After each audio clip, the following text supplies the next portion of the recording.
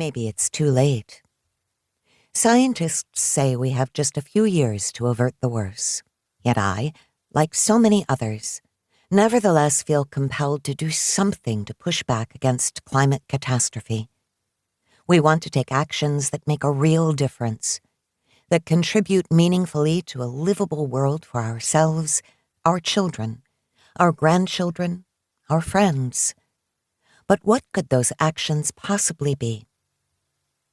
These were the thoughts swirling around my mind after the Intergovernmental Panel on Climate Change, IPCC report. Global warming of 1.5 degrees centigrade hit the media in fall 2018.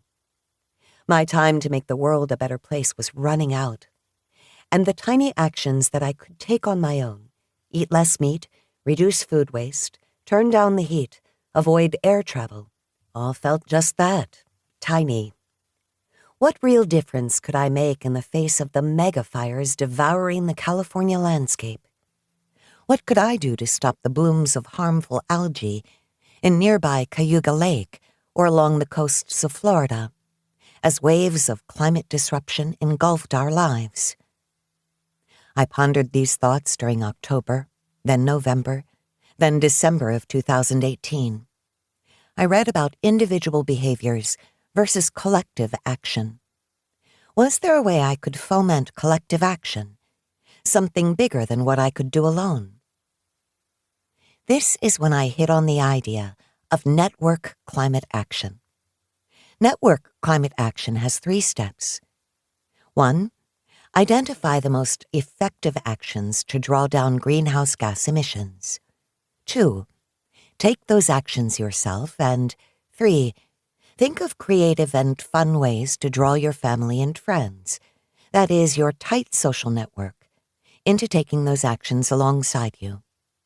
We can involve family and friends in a range of actions, from things we do at home, such as eating less meat or composting food waste, to actions aimed at changing policies, such as donating to advocacy organizations and sending messages to legislators. This book is written for the average person who wants to do something meaningful about climate change. Rather than tell stories of climate heroes, I have trained my sights on regular people such as myself and my friends.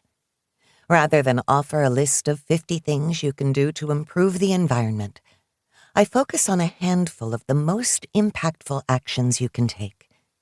I show how we can scale up those actions through our family, friends, workplace, and volunteer organizations.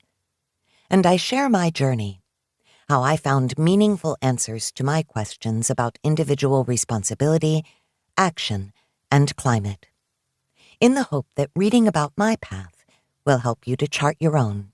Each of us can find a role in living a climate-friendly life and influencing climate policy, and, together, with our friends and family who join us, can push back against the rising tide of climate catastrophe.